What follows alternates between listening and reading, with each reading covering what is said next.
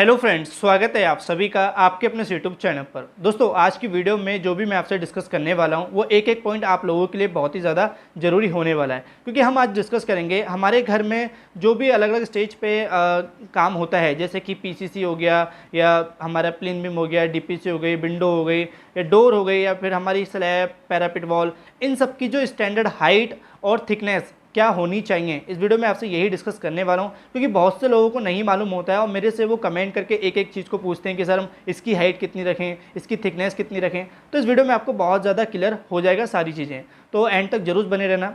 सबसे पहले हम यहाँ पे बात करेंगे, जो भी हमारा स्टार्टिंग स्टेज रहता है तो हम पीसीसी करते हैं, ठीक है। पीसीसी की कितनी हमें थिकनेस रखनी चाहिए। देखिए, अगर हम पीसीसी की थिकनेस मिनिमम बात करें तो आप 4 इंची से कम तो बिल्कुल भी ना रखें, और एक सही थिकनेस की बात करें तो आप 4 से 6 इंची के बीच में रख सकते हैं। अब पीसीसी क्या होता है वो आपको मालूम ही होगा। जो भी हम अपनी फाउंडेशन में बेस बनाने के लिए एक कंक्रीट की लेयर चढ़ाते हैं या एक बेस बनाने के लिए कंक्रीट डालते हैं, वही हमारा पीसीसी होता है। तो वो देना बहुत ही ज़्यादा ज़रूरी है, बहुत से लोग नहीं देते हैं, तो इसलिए वहाँ पर गलती ना करें। दूसरी बात करें तो हमारे घर में आता है प्लिन बीम। अब देखिए, प्लिन बीम की हाइट रखते समय हमें बहुत ध्यान रखना होता है कि भाई हमारे नियर पास जो भी रोड जा रही है या जो घर के पास में गली है या मेन रोड है, उसकी हाइट क्या है। उसके हाइट के अकॉर्डिंग ही हमें अपने प्लिन बीम की हाइट रखनी होती है, क्योंकि हम उसको बार बार चेंज नहीं कर सकते। इसलिए अगर मैं एक स्टैंडर्ड बताऊँ तो आप 2 से 3 फीट हाइट रख सकते हैं रोड के सेंटर से, ताकि क्योंकि इन फ्यूचर कभी साल 2 साल में रोड टूट के बनती है तो थोड़ा थोड़ा उसकी हाइट बढ़ती रहती है। तो इसलिए 2 से 3 फीट से बीच में आप रख सकते हैं, इससे कम ना रखें। अब हम बात करते हैं डीपीसी की। अब देखिए, डीपीसी क्या होता है, कुछ लोग लोड बेरिंग स्ट्रक्चर बनाते हैं तो प्लिन बीम नहीं देते हैं, तो उसमें भी डीपीसी की हाइट पता होनी चाहिए।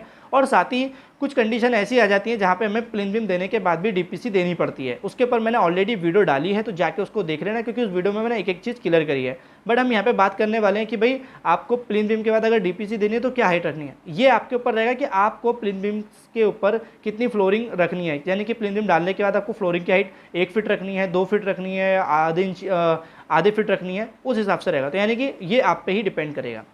अब यहाँ पे दोस्तों बहुत से लोग कहते हैं भाई हमें पीसीसी की जो डीपीसी होता है उसकी थिकनेस कितनी रखें। तो डीपीसी की थिकनेस आप 50 mm कम से कम रखें, यानी कि 2 इंची से कम बिल्कुल भी ना रखें। ये एक सही थिकनेस है। अब हम बात करेंगे, जैसे कि हमारा सब स्ट्रक्चर कंप्लीट हो जाने के बाद हमारा जो होता है विंडो वगैरह लगती हैं। तो विंडो लगने से पहले हमारे नीचे विंडो का जो सिल लेवल होता है, अब सिल लेवल क्या होता है, देखिए जहाँ जिस हाइट पे हमें विंडो लगानी होती है और प्लिन बीम या डीपीसी के बीच में जो भी हमारा ब्रिक वर्क हो रखा होता है, उसी को हम कहते हैं सिल लेवल। तो उस बीच में जो हाइट रहती है वो कितनी हाइट रखनी चाहिए। एक स्टैंडर्ड हाइट जो होती है विंडो के लिए वो 3 फीट होती है, तो आप एक 3 फीट हाइट रख सकते हैं सिल लेवल के लिए। अब सिल लेवल के साथ साथ हमें लिंटल लेवल की भी हाइट पता होना बहुत ज़्यादा ज़रूरी है। अब लिंटल लेवल होता क्या है, देखिए यहाँ पे मैं स्लैब की बात नहीं कर रहा हूँ। कुछ लोग क्या करते हैं, कंफ्यूज हो जाते हैं कि मैं लिंटल बोलता हूँ तो वो स्लैब को ही कुछ, क्योंकि बहुत से लोग वीडियो देखने वाले कुछ गांव से होते हैं या फिर अलग स्टेट से होते हैं, तो वो कहीं ना कहीं वो कंफ्यूज हो जाते हैं कि मैं स्लैब की बात कर रहा हूँ। लिंटल लेवल हमारा एक बीम होता है जो डोर बैंड बोलते हैं बहुत से लोग, डोर या विंडो के ऊपर डाला जाता है, उसी को लिंटल बीम बोलते हैं। अब लिंटल बीम की जो हाइट रहती है फ्लोरिंग लेवल से वो कितनी होनी चाहिए।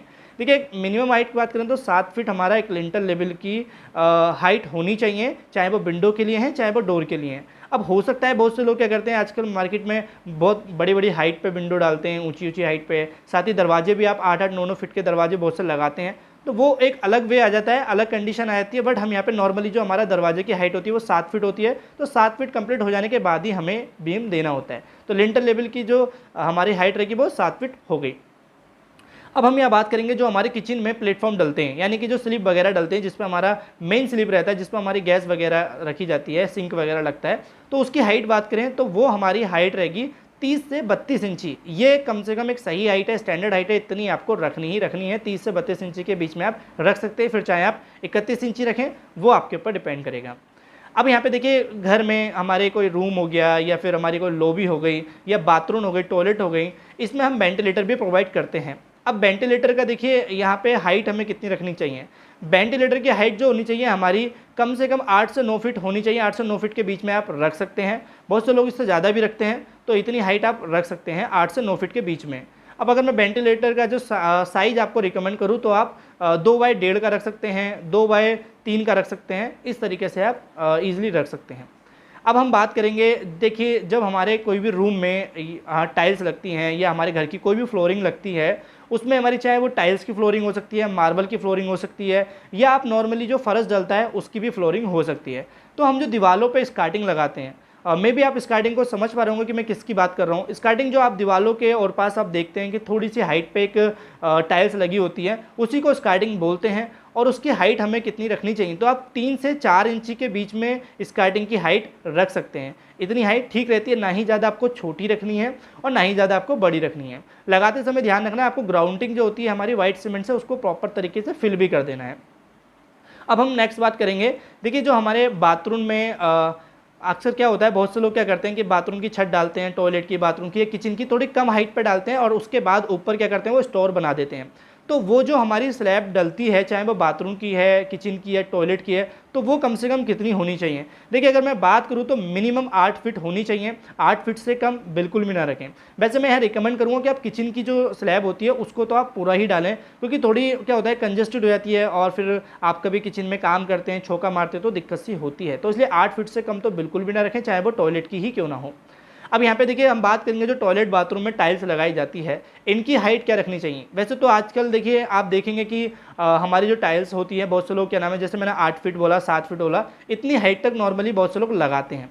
बट फिर भी क्या होता है, कुछ लोग इतनी हाइट तक नहीं लगाते हैं। तो देखिए मैं यहाँ पे बताऊँगा कि जो टॉयलेट होती है हमारी, वो आप 4 फीट तक हाइट रख सकते हैं। और बाथरूम की मैं अगर कहूँ तो रिकमेंड करूँ तो आप बाथरूम में 7 फीट ही रखें तो ठीक रहेगा, क्योंकि शावर वगैरह होता है तो नहाते हैं तो पानी का छिड़काव वगैरह लगता है दीवारों पे, तो वो हमारी नमी से बच जाती हैं। तो इसलिए आप ये हाइट रख सकते हैं। अब अगर मैं यहाँ बात करूँ स्लैब की हाइट हमें कितनी रखनी है। देखिए स्लैब की जो हाइट होती है, अगर मैं मीटर में बात करूँ तो मिनिमम जो हाइट बताई गई है वो 3 मीटर हाइट है। अब 3 मीटर को फिट में हम कन्वर्ट करेंगे तो लगभग अराउंड 9.8 फिट के आसपास आएगा। तो कम से कम आप 10 फिट रख सकते हैं, मिनिमम हाइट है ये। इससे कम हाइट आपको बिल्कुल भी नहीं रखनी है अपनी, चाहे वो ग्राउंड फ्लोर की स्लैब है चाहे वो फर्स्ट फ्लोर की है।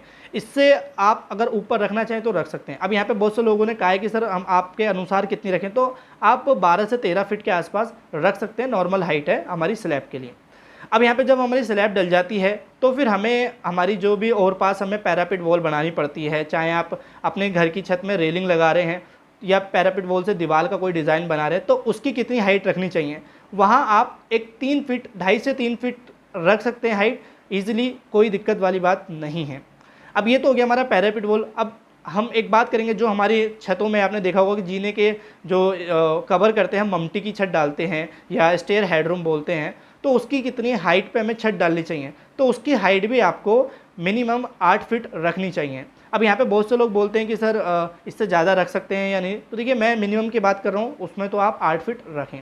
तो ये कुछ ऐसी हाइट थी या थिकनेस थी जो आपको पता होनी चाहिए एक घर को बनाते समय, अलग अलग स्टेज पे। ये बहुत हेल्प करेंगे आपको घर बनाते समय। अब यहाँ पे दोस्तों मैं एक चीज़ आपसे राय लेना चाहूँगा। जैसे मैंने एक सीरीज स्टार्ट कर रखी है हाउस कंस्ट्रक्शन को लेके, जिसमें हम काफ़ी सारी वीडियो ऑलरेडी डाल चुके हैं, तो वो जाके जरूर देख लेना। देन अगर मैंने एक चीज़ और सोची है कि मैं एक सीरीज और स्टार्ट करना चाह रहा हूँ। अगर इस वीडियो को कोई भी फ्रेशर के तौर पर देख रहा है, जिसमें मैं फ्रेशर सिविल इंजीनियर्स के लिए जो पॉइंट्स होते हैं, प्रैक्टिकल साइड की नॉलेज होती है, वो सब स्टार्ट करना चाहता हूँ। अगर आपके अनुसार अगर आप चाहते हैं तो कमेंट में टाइप कर देना, ताकि मैं उसको स्टार्ट कर पाऊँ।